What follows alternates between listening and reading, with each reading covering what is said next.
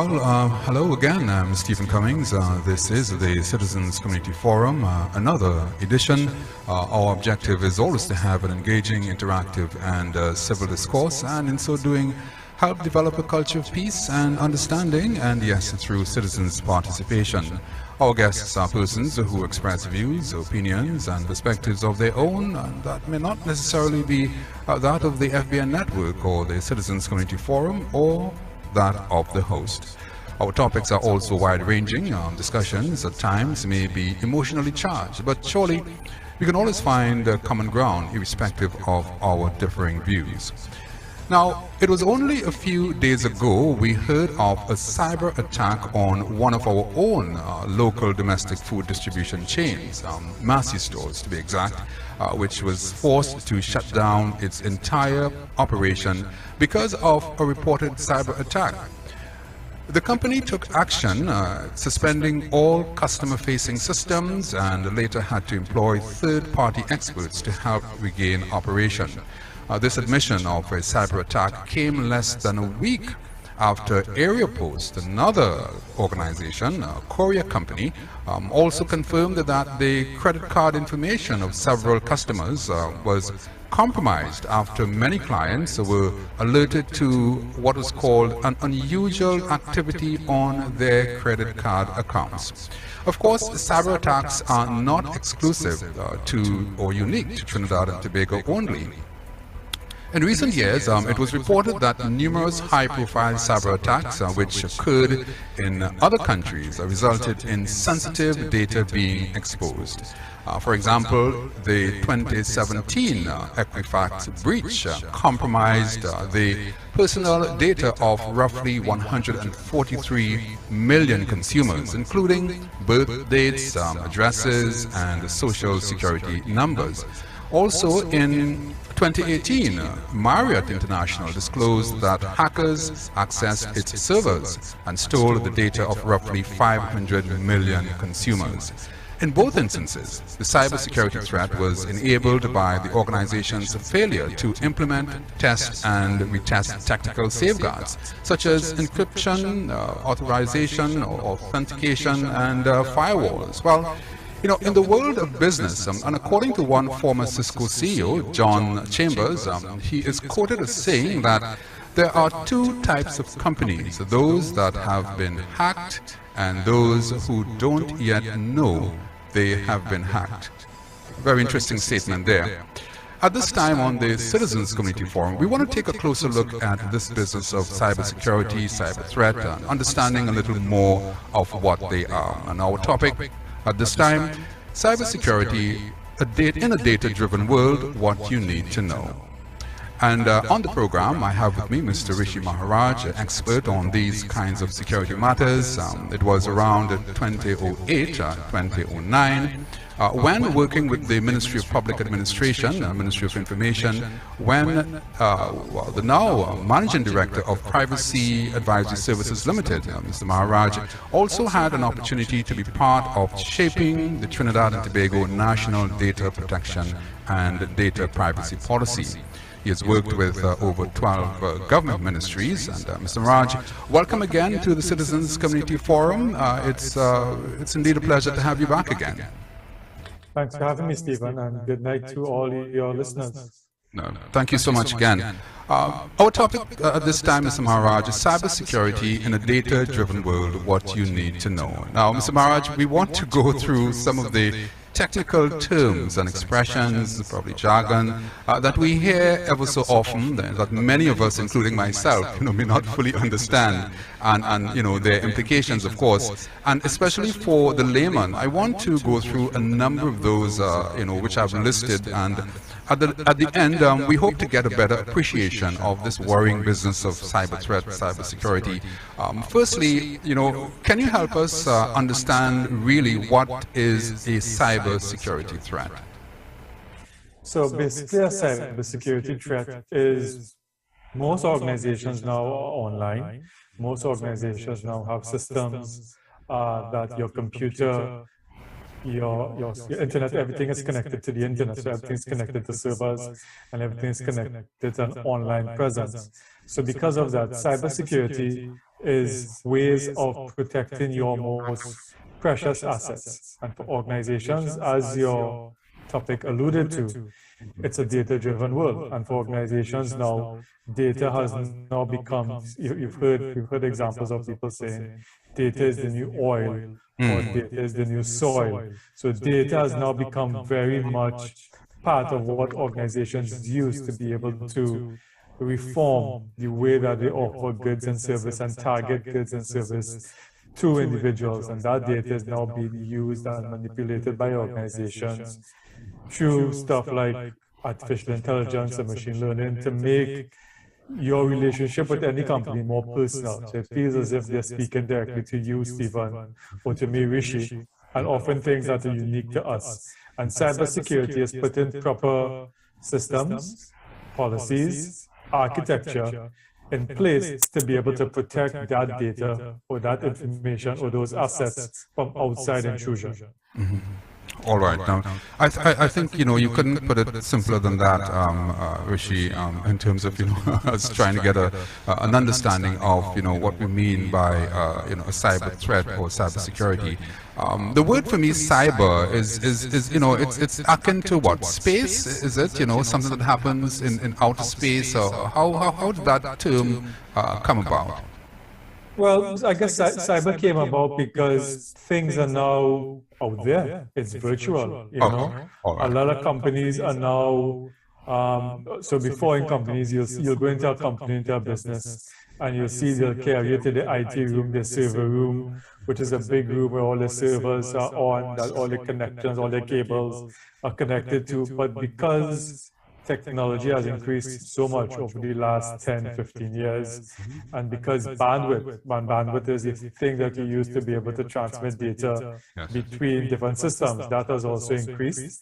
And that has also become cheaper because of, the way processors are now being built. I don't want to get too technical, but those things have now, those server rooms have now gone virtual, and you now see companies using cloud services. There's now something called software as a service or platform as a service, where you don't need to have a physical room to house your data servers in their data centers throughout the world, throughout the Caribbean. So it's by cyber, we mean it's out there somewhere, floating around information is in different places. So that in itself also makes securing that data a lot more complex and complicated and important. Yes, because it's no longer in one particular room, it's somewhere else. So, it's in different places, different pockets. You have people now with COVID and the pandemic. We have people who now work from home. So you're now working from home, but you're accessing the system as if you are at your desk from home through different means that exist out there. So that's now also virtual, outside of the physical office. So all those things are now things that companies need to think about and protecting. It's interesting that you should say that, Rishi, because you talked about persons who are working from home. Is it that those persons who are working in a home environment might be more vulnerable to these kinds of attacks? Because I suppose if you're working with an established company or an organization, they would have most likely invested in in as much security as they possibly can. Yeah, I think work from home definitely has caused a lot of companies to rethink their security and their networking, because in particular, if you're working in an office, then you'll probably be given an office laptop or an office computer, or you'll probably be plugged into the network, and they will be able to have their proper systems and security things and access controls in place to protect the interaction between you and the online world. For example, some networks in some companies, you can't access Facebook or social media because those things are blocked and stuff like that. But when you're now working from home, you may be working on your own computers, because obviously I think not any company I know of has the resources money-wise to be able to give everybody a laptop, a company laptop. So with the acquired security, yes. Exactly. So in working from home, you're now working on your laptop, and through what we call a virtual private network or VPN, it's a network that you can use now to access your online system. But the company would know if your virus protection software is up to date, if your computer is up to date, those things at work, IT will do that. But on your home system, they're not sure. So I think the COVID-19 pandemic caused a lot of companies to revisit policies or put proper policies in place, work from home policies. And I know of a lot of companies that asked employees or actually sent out ways to guide employees to upgrade their systems to make sure as best as possible. But you're correct. Working from home in a virtual network does cause a lot more vulnerability in a company being exposed to cyber attacks, again, because it's something that a company wouldn't have control over. Right. Well, certainly, as I said, persons who may have probably small businesses or working from home, obviously, the vulnerabilities are probably, even more because of this unsecured, environment. As we have it. But we just want to remind our listeners that this is the Citizens Community Forum. I'm Stephen Cummings. Our topic at this time, cybersecurity in a data-driven world, what you need to know. I have with me Mr. Rishi Maharaj, a cybersecurity expert, Managing Director of Privacy Advisory Services Limited. Mr. Maharaj, I wanted to, as I said, I want to go through some of these technical areas for the benefit of our listeners and, of course, myself. When we talk about the different types of cyber security threats, that the professionals like yourself understand, one of those terms that we hear quite often is that of malware, and I suppose that is one in several security threats. When we talk about malware, help us understand what we mean by malware.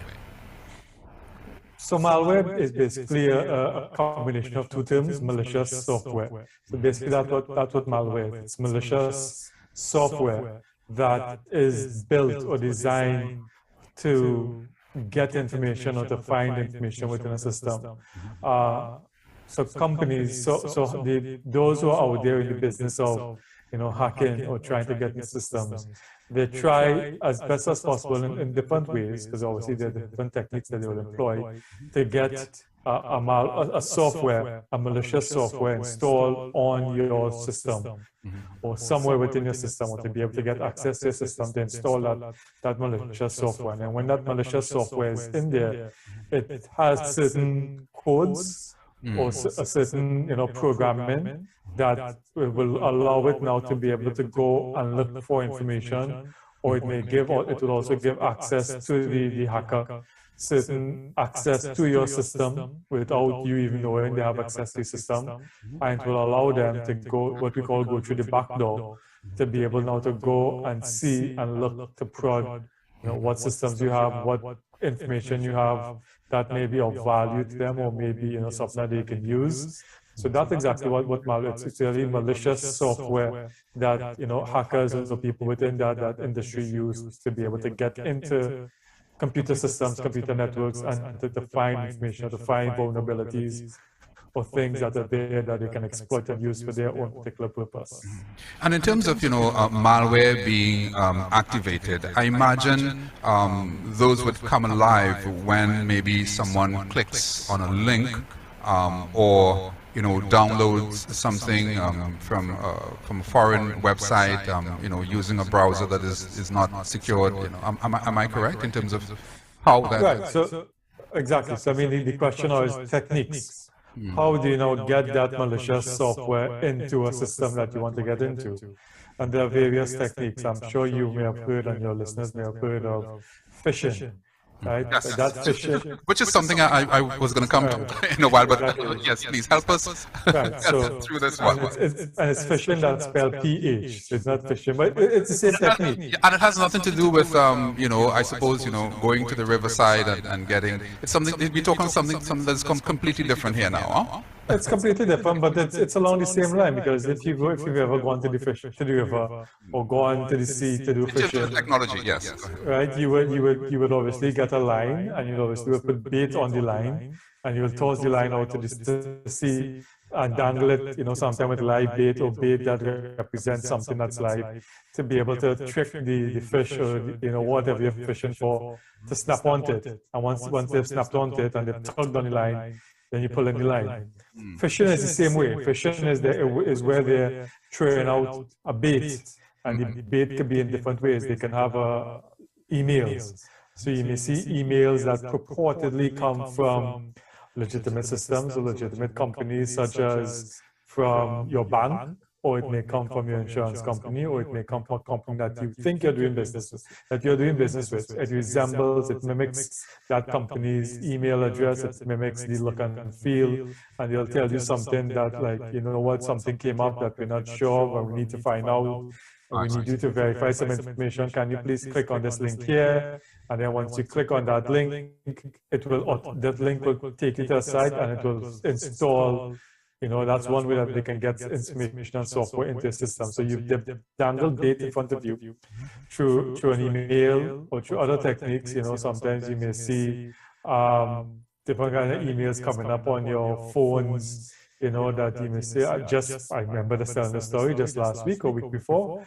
I got a WhatsApp text, and I'm now hearing different people getting a similar WhatsApp text that is supposedly from Samsung. And I Googled the area code as I got the text, because I don't really subscribe to these things yet. When I Googled the area code came from Nigeria. So automatically in my mind, I knew exactly what it was. But curiosity, I wanted to see how far it could go. So I engaged in conversation with the person. Did you hear that you just got selected to win one of the new Samsung phones that came out? I like, oh, wow, I didn't know that. Okay, how do I get it? They say, okay, all we need to do is get some information from you to verify some stuff, and they gave me a link to click on to be able to verify the information. So then I said, well, where's your privacy policy? I went privacy policy and different things just to sort them out, and they went cool. But again, that's a phishing attack in a way, because they've lowered something of enticement to you, for you to be able to click on something, to be able to either give them information, or they will install software in the system. And I'm sure your listeners are familiar with the famous emails of a rich uncle in Nigeria, or the Nigerian prince or aunt, who you automatically got monies, and they need help to clear the monies, and they want your bank account. So, all these are techniques that people use. I have to make a confession here. I have gotten quite a few of those emails as well. Someone whose aunt, got into maybe some tragic accident, cancer, dying, and they need money. But the thing is, they ask you for money so that you can get money in return. Yeah. Which again, I suppose, can be certainly, one of those red flags, because if someone is attempting, to do that, obviously, it doesn't add up. It doesn't really add up. But I have gotten, and I suppose a lot of other people as well have gotten these suspicious type of emails talking, about inheritance and wills and monies that are stashed away, and they are unable to access it. And the only way that they're able to do that is by, you helping them, and in so doing, giving them your personal, information. But interesting. Is it that we have, been seeing, Rishi, in more recent times, an increase in cyber attacks, or is it that we have been seeing more of a reporting of this situation? And before you answer that, I wanted to also ask you whether what we are seeing now has anything to do, because I was reading some information on this, has anything to do with the war between Russia and Ukraine. It has been said that that cyber criminals are now looking for other targets, softer targets. But first, the first question. To answer your first question, no, I don't think that this is now new things happening here. You alluded to a quote in your opening remarks from Cisco, I think the CEO of Cisco, in which he said, most companies have been hacked, and then the other percentage don't know that they've been hacked. So these attacks have been happening for a while, but I think now, because of social media and all these other techniques out there, a lot of people are now becoming aware of it. of these things. You mentioned again in your opening remarks about Massey stores. We had the incident with Tatil, I think it was just last year, where Tatil systems went down. So they have been, but to answer the second part of the question, I think that there has been an increase in the amount of attacks that have been happening. I think that is across the board worldwide. I think with the pandemic, and again, a lot of people working from home and all these different things, there was an increased vulnerability out there. And there has been now a lot of, attacks happening. And that leads me to your third question. Do I think this is linked at all to the Ukraine-Russia war? The answer is I don't know.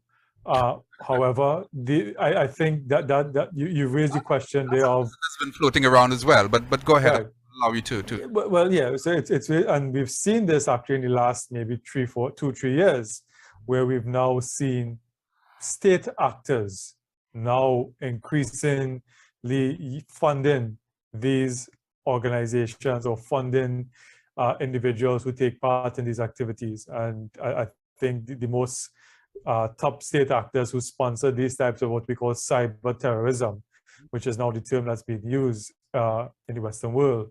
Russia, we know for sure Russia has been accused of sponsoring certain high-profile cyber companies or cyber organizations that exist out there. Then we have China, and then we know of North Korea, and I think also Iran at one time was also said to be a sponsor of things, but not to let the lady blame on those, because I think counter to that, they will also say, and I think rightly so, that even the Western countries have been using these, third parties, if you want to use it as that, as proxies to begin to wage this cyber warfare across different borders. So, I think with, like I said, Ukraine, Russia, to say if that is because one of the reasons why, again, I'm not sure, but given that the Caribbean countries have strongly come out in support of Ukraine in the war, I mean, it doesn't mean it isn't happening, but definitely I think a lot of these cyber organizations have now begun to put their targets on this part of the hemisphere in terms of the Caribbean, Latin, and Central America. Again, because possibly they believe they are soft targets because of the vulnerabilities that exist in the systems, that maybe there are vulnerabilities that exist that they can use to be able to get into and to be able to fund, other activities that they want to get into. Right. It also brings me to the question, Rishi, and well, before we go on, we just want to remind our listeners that this is the Citizens Community Forum. I'm Stephen Cummings, and our topic at this time, cybersecurity in a data-driven world, what you need to know. I have with me Mr. Rishi Maharaj, a cybersecurity expert, Managing Director of Privacy Advisory Services Limited. Mr. Maharaj, when we look at, the Trinidad and Tobago, and we look at the Caribbean, the wider Caribbean, it is said, and I think, there's empirical evidence as well, that we are a few steps behind in terms of the technology. Maybe that's been changing now, over time. But, what we see in what we call the developed, countries, in the Caribbean here, we are usually a few steps behind. For example, when the iPhone came out, it was first launched, certainly not in Trinidad and Tobago, in other countries, and we kind of been, trailing, and we have trailed, a lot of different things, including technology. So it means that, I suppose, when you look at it, we in the Caribbean, Trinidad and Tobago and the wider Caribbean, may be even at greater threats to these kinds of cyber matters because of I suppose because of the little that we probably know, and having that disadvantage as opposed to other developed countries. Would you say that we are more of at the vulnerable stage here within the region when it comes to these kinds of threats? I will answer that question in two ways. First of all, I think yes, we are more vulnerable in terms of these threats, but I think that vulnerability doesn't come because of our lack of understanding of it or technical understanding of it. I have worked over the years with a lot of highly qualified, highly trained, highly knowledgeable people in the areas of information technology, information security, governance, information governance and governance policies and stuff like that. So I can say for a fact from my understanding, we have a lot of highly qualified, experienced technical people within these areas throughout the Caribbean. A lot of them have done certifications from ISACA and from different companies out there, and have done degrees in cybersecurity and different things. So I think the know-how and the knowledge and the skill set is there. I think what is lacking, and unfortunately it's lacking from an organizational point of view, is investment in the tools that would be needed to be able to put the proper technology systems in place. But Exactly, because a lot of, I think this is something that's not unique to the Caribbean, because a lot of organizations out there, even in the developed world, especially small organizations, it's something that, your budget for information security is often very costly. And many organizations didn't see it as being necessary or needed to spend that kind of money. You have an information security person there, they will do updates every now and then on your software and stuff like that, but invest in the other things that are needed to be able to have a proper infrastructure and the proper resources to be able to manage it. I think that is where we've been lacking. Those things are lacking. But one would argue, Rishi, that we started this journey 2009, 2008, somewhere around there. One would think that at least in 2021 we would have made some sort of significant progress. That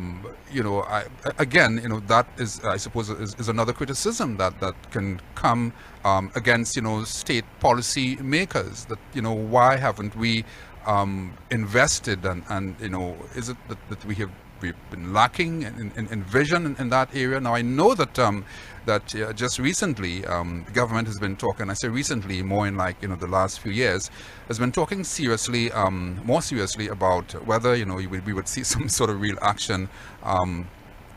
We wait to see, but the discussion has been more of getting into what they call this e-government and this single electronic window, and even the setting up of a ministry of digital transformation.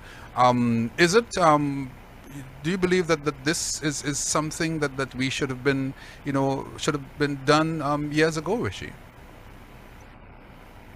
How do I answer that?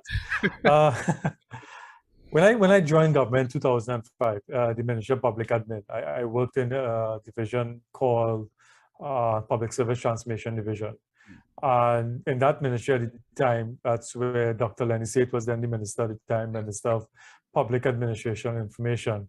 There was a drive towards putting proper legislation on the books to be able to create a framework to allow for electronic government, electronic services from a government point of view, and thereby creating an environment for the private sector to then begin to launch to be able to deliver e-services. Because at the time, there was a foresight at that time, I think, to say that this is where the world was going, this is where companies were going and countries were going, and we need to stay a step of them. So that's when we had the first Fast Forward initiative dating back 2004, 2005, and then forward that was Fast Forward 2.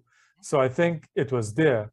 However, because of politics and because of other things, from a Trinidad point of view, we were once, I guess you can say, the leaders in this thinking and putting things in place. But for reasons, beknownst to anyone else, I think we kind of dropped the ball, and it wasn't seen as important, and we never really made the drives in fulfilling the things we needed to do to get this, this foundation in place. So we're still now in 2022 talking about data protection, cybersecurity, electronic transactions and stuff like that, and really envisioning e-government and e-services. I think we've dropped the ball on that, and other countries that were initially behind us in the Caribbean has taken the mantle and has begun to move ahead of us. I could mention Barbados, for example, and Jamaica, and even as far as the Cayman Islands have begun to now move ahead of us in putting together not only legislation, but putting together a framework that will enable them to be able to deliver goods and services to citizens, but also to have the proper protections and mechanisms and regulations in place to guide how that happens in the electronic space. All right, indeed. And this is the Citizens Community Forum. I'm Stephen Cummings. We are talking cybersecurity with what you ought to know, what you should know, in this whole business of, cybersecurity, cyber threats. And we have with us on the Citizens Community Forum, Mr. Rishi Maharaj, an expert in these matters. Mr. Raj, we have to go to a short break in a while, but before we do so, I also wanted to, as we're talking about, persons earlier on, persons who can certify themselves, in the profession. And I suppose, you would have also referenced where we may have a lack of a cadre, maybe a larger cadre of persons who can really sit down and around the table and brainstorm and do the kinds of projections. There is a particular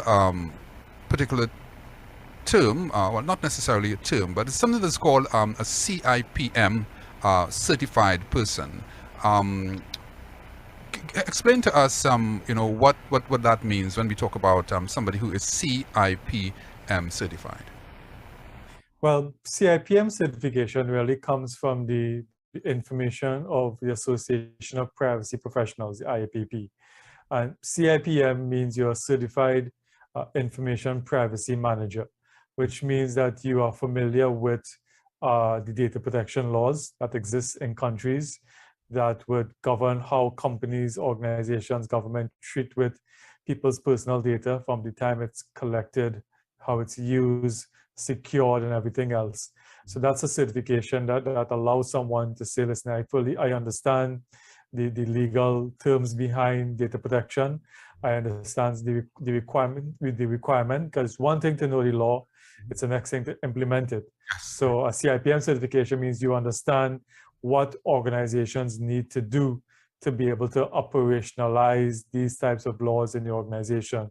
And then under the IAPP, I mean, there are several certifications one could get from CIPM to something called CIPT, which is a Certified Information Technology, a Professional Technologist, which means you are familiar with the technology that is used out there, and you're familiar how to look at the technology from a data protection point of view, which is looking at it from a personal data, sensitive personal data, because normally security or information security is focused on what we call CIA, which is maintaining confidentiality, integrity, and availability of data.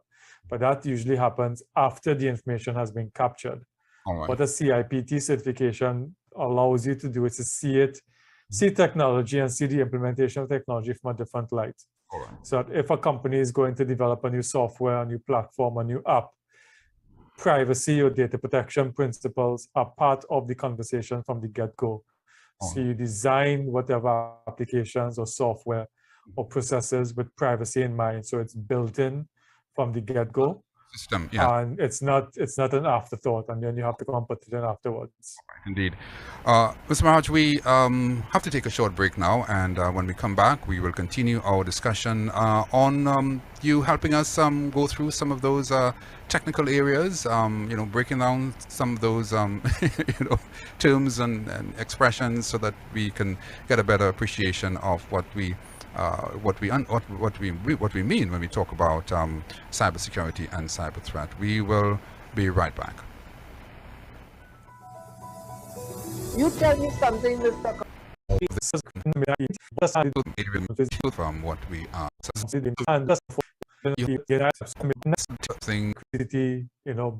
entities such as banks and every ministries and Russian departments in system, or the website shuts down and begins to give you a denial of service. You cannot get in, you cannot come in, you cannot access the site.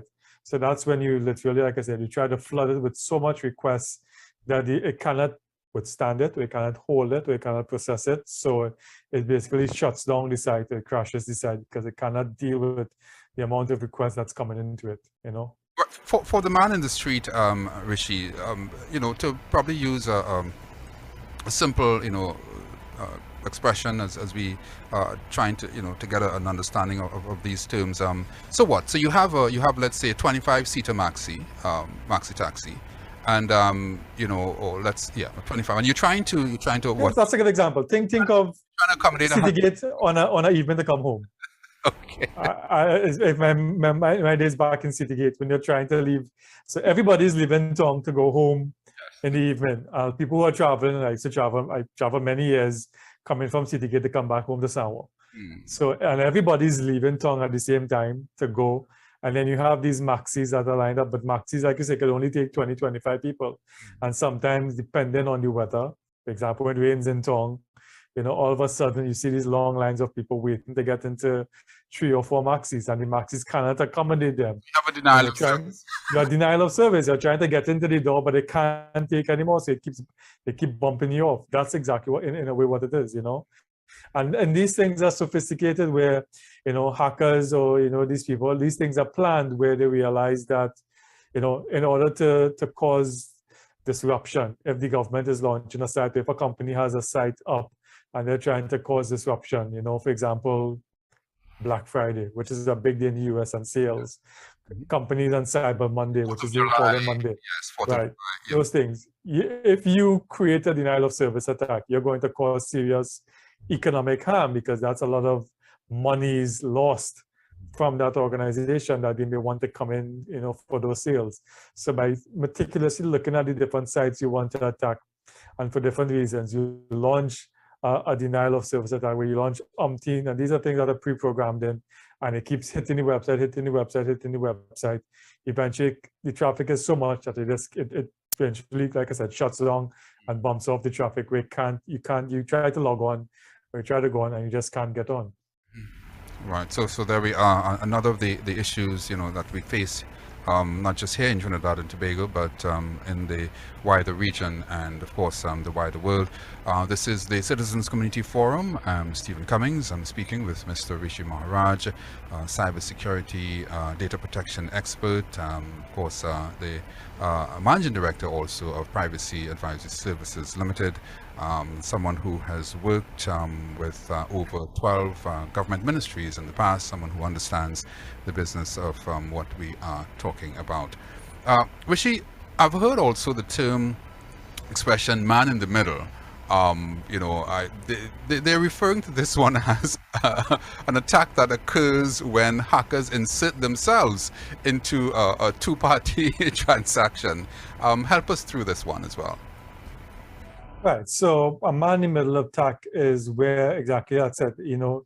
You may be trying to work with your bank or get into your bank or something like that. And what they will do is they may send you information for you to get onto a particular site, and you click on that link, but you think you're dealing with your bank, but you're dealing with them.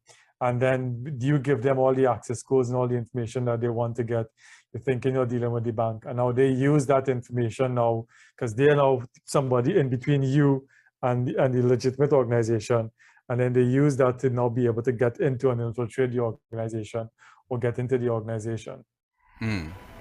Right. So again, a man in the middle, it to me sounds like a novel. Some of those, publication. This probably can make some very interesting, reading, I suppose, form of a novel. Man in the middle, very, very interesting. And then there is this, SQL injection. As I said, we sort of trying to go through some of these technical areas so that we can have an appreciation. Our listeners and laymen and persons, like myself, can get a better understanding of what we mean when we talk about cybersecurity, cyber threats, and some of the technical terms that are associated with these. SQL injection. So again, that's the deal. So you're dealing with code, because most websites and software are built on code. So that's just where you're trying on the different languages that exist out there that you use to write code for different programs and different websites or different applications that you're using. So again, this is where you're trying to get in again, malicious code into the system to be able to disrupt it, because the code for any website is, so this is where now you're trying to interfere with the code, to disrupt the code, and thereby, you know, cause disruption to the website or to the electronic service that exists. All right. Is it that you know, someone has to be an expert at this business, you know, Rishi, to let's say launch an attack, or you know, to infiltrate a system whereby it can, you know, in the end, I suppose, you know, cause any kind of destruction? Do you have to be an expert in this area, or is it that, you know, someone can just, you know, innocently maybe click on a link and cause some disruption? Do you have to be an expert in this particular area?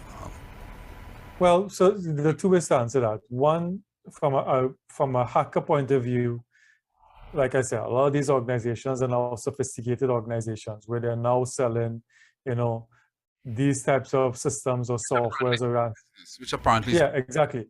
So they're selling these things as a service, ransomware as a service, where you may not be, you're familiar with code, you're familiar with hacking, you're familiar with these different things for IT system, but you don't have, you know, you want to get access to these types of technologies to be able to infiltrate a system.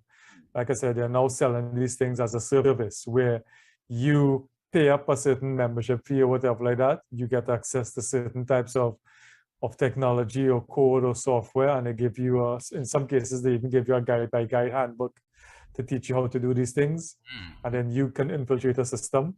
So you don't have, I mean, they're the sophisticated, but then they're now you don't need to be now a expert in hacking or code to be able to do these things anymore, because they will now work with you and train you up to a level for you to be able to do these things. And then secondly, any information security person will tell you that your weakest link, you can have the best system, the best software, the best technology, but the weakest link in any system is the human link, which is the human chain, which is your employees or somebody like that, because they're the ones who could innocently get an email on their website, or get an email that says, you know, you want a new laptop or something like that, and give you a link to click, and you click on the link, and then you enter certain information, and then you've given them access to your system. Or,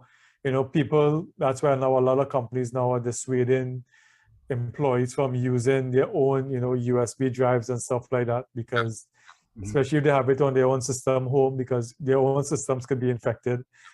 And then they use that USB drive and stick it into the system, and then that could cause infection. So even within any IT person will tell you, the weakest link to any system is always the human link, and always the human element of causing disruption. Some of it could be malicious, but most of the times, maybe 80-90% of the time, is because it's innocently, they've done something and are supposed to click on a link. You know, the system didn't work to flag an email as spam. They've clicked on it, they've innocently given out information that they thought was legitimate, and your system gets infiltrated. Right. So again, you know, another area of concern there that we should be aware of, and you know, all this business of trying to protect ourselves, you know, in cyberspace, you know, as it were, you know, becomes also, you know, all necessary. Yeah. I suppose when you're talking about the human element, and you know, that element of human error as well, Rishi, I've also, you know, heard some advice that you know, that are given quite often, that even with a simple password, that you need to change your password ever so often. Also to also ensure that you have the right kinds of antivirus, you know, software on your system. These obviously are some of the ABCs, some of the basics, you know, that you can start with. Yeah, from an organization point of view, even if you're a small business, and most small businesses now are running online, you know, make sure you have, you know, proper antivirus software in the system. There's a lot of antivirus software available now on the market that you can get. Even if you have your own home system, again, you know, antivirus software is something that you should invest in. Make sure that you regularly update, Microsoft updates. Sometimes it updates at the most not opportune times, but at least making sure that your system, not only your laptop, your computer, but your phone, because we haven't spoken about a lot of people utilize their phone, and you have apps and all these things. Make sure that they're regularly updated as much as possible. And even in using passwords, again, human nature, we like to use things that we remember. So we may use the same password for about 3 or 4 different sites. I myself have been guilty of that in the past. I'm slowly starting to change that. Use for organization point of view, if you can invest in, if possible, again, this is talking resources and monies, invest in technology that allow for what we call 2-factor authentication and not 1-factor authentication. So 1-factor is when you log in with your username and password and you get in. 2-factor authentication is when you log in with your username and password, and then they may send a code or something to your email address or something to your phone that you now have to enter that code in to be able to log into the system. So you have 2 separate ways to be able to log in. So if one fails, you have another fail safe. So there are different, again, ways and mechanisms and techniques that people can use to ensure that they're regularly updated as best as possible. All right. And this is the Citizens Community Forum. We are talking cyber security, cyber threats, and we have with us Mr. Rishi Maharaj, an expert in these matters, someone who has had over 12 years working experience in several government ministries, and understands these things. I've also seen where it is said that cybersecurity, practices continue to evolve as the internet and digitally dependent operations develop and change. And according to SecureWorks, which is an organization, people who study cybersecurity are turning more of their attention to 2 areas, and they're referencing here those 2 areas as one being the Internet of Things, and the other the explosion of data. Individual devices that connect to the internet and other networks, they're saying offer an access point, for hackers, as you've just referenced there, Rishi. And with all of this that's happening, with the advancement of technology, and what we are supposed to be in a state of progressing towards I suppose a better life in terms of the convenience, we seem to be having all these issues as well. Some persons might say, okay, we are making 2 steps forward and probably 3 steps backward, because we have to face up to these kinds of things that we will continue, to have this challenge with cybersecurity in Trinidad and Tobago. I'm wondering if you might be an advocate, Rishi, for some sort of increased. My eyes are always on I kind of look very, very closely at these budgetary allocations every year, where where some of these monies are going, and in what specific areas. We know that national security is a big area that gets quite a chunk.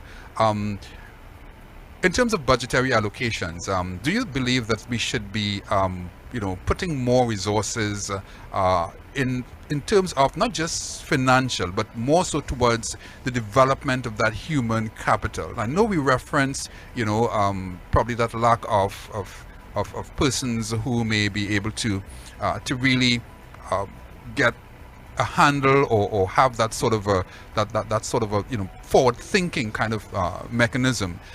Would you like to see more investment in the human capital going forward? We have a few experts here in Trinidad and Tobago. We have them at the University of the West Indies, people like yourselves. We have them in the region. Would you like to see more investment in the human capital as we talk technology and cybersecurity? I would answer a different way. I think from a subject matter expert area, I think there is ample people or ample certification and people existing within the country to be able to provide all the guidance and advice. I think what we need is to put a lot more training and awareness and education into, as I mentioned before, your weakest link is your human link. And that may not be your information security people, but people normally on day-to-day who are dealing and working on systems, working on their computers and stuff like that. I think we need to really spend maybe a little bit more time and effort in that resource, in educating people about the dangers. Because I mean, I would not sit here and be an advocate to say we need to advance in technology. I think the world has always been about advancement and moving from the you know the age of the sugarcane and slavery to the Industrial Revolution, and then from the Industrial Revolution, you know, we had the changes there now to the, you know, in the digital revolution and the new way of doing things. So the world has always been about continued changing and development. Evolution. So I think, you know, evolution has always been there. So I think we need to educate, spend more time in educating and training, you know, within the ministries, within out there, because you reference just now the Internet of Things. And yes, all these things are good. You have your connected car, you have your connected, you know, in other countries, you have your connected fridge where it can guide you as to when you're running low on milk and eggs and stuff like these things. I mean, everybody likes convenience, and these things provide us a sense of convenience that makes it a lot more easier. But I think spending time in educating, training, and awareness of normal citizens and employees about the do's and don'ts and the dangers that exist out there, I think that is critical, because I think that is where your single source of failure could exist. And because, like I said, you can invest in the best IT managers, security experts, put in the best firewalls and the best software and technologies and things in place. But unless you educate the normal, you know, day-to-day activities, because there's actually a famous ad in the IT sphere where you have a boxing ring, you know, so you have the two fighters there. So on one end, you have a company with all the latest technology and software and systems. And then on the other end of the scale, let's say introducing Dave, who's just a simple guy in his t-shirt on his laptop doing work. And again, he's the biggest threat to your systems, because he could innocently, again, like I said, go visit our website, download something malicious, and all the monies that you've invested in goes to waste. All right. So you have I think we need to, right. So you have. I think we need to invest money in that, and also in incident response planning, which is once it happens, because unfortunately it is going to happen, because everybody is susceptible and vulnerable, even the biggest companies out there. When it does happen, what do we do to now treat with it from a communication standpoint, from an information security standpoint, from a regulatory investigative standpoint, investing in ensuring that if an incident or a security breach does happen, that we have the resources, the skill set, the knowledge to know exactly what we need to do to act and not be chasing the ball. I think that's another thing organizations don't do, is that they don't have proper what we call incident response plans to be able to treat with an event what it happens. And then it gets out in social media, and then you lose control over everything. Indeed, indeed. Well, we are almost towards the end of the program at this time. But before you go, Rishi, I wanted to also, in closing, you know, talk with us about the business of crisis management and tying that into you know, the threats that we face on a daily basis, cybersecurity threat. Do you see the need now for not just government ministries, but organizations, companies to have a closer look now at their not just reviewing their crisis management policies, but also looking at it from a data-driven viewpoint? Definitely, I think they need to do that, because, like I said, let's look at it from a Caribbean point of view. We now have in the Caribbean, for example, Jamaica and Barbados, recently passed and implemented their data protection laws. They both recently appointed information commissioners to regulate these data protection laws. And these data protection laws have what we call data protection breach standards, which is that if a company suffers a data breach that involves personal data, you now have to report to the regulator within 72 hours, 3 days, of what the breach is, what happened, what you're doing to deal with the breach, or what things you put in place to deal with the breach. And you also have to contact data subjects or the customers or the people who have been affected, whose data has been affected by that breach.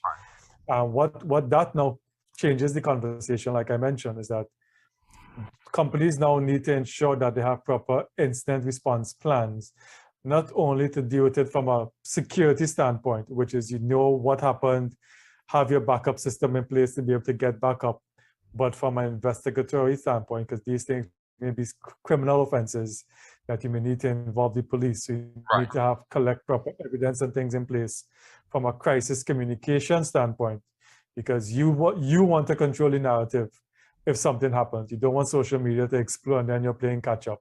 Yes. So you have to deal with it from a communication standpoint, and then from a, like I mentioned, a regulatory standpoint. If you have to report to a regulator, like a commissioner, information commissioner, or somebody, you need to make sure you have staff who knows what they need to collect to be able to generate that report to the regulator. So having a proper incident response plan that covers both your information security team, legal advice, because it's sometimes you need legal guidance, communications, and everybody else to be able to help you deal with it. It's not just an information security issue, it's an organizational issue and should be treated from an organizational standpoint. Because we're talking about, crisis management and crisis communications, just managing the system as best as you can.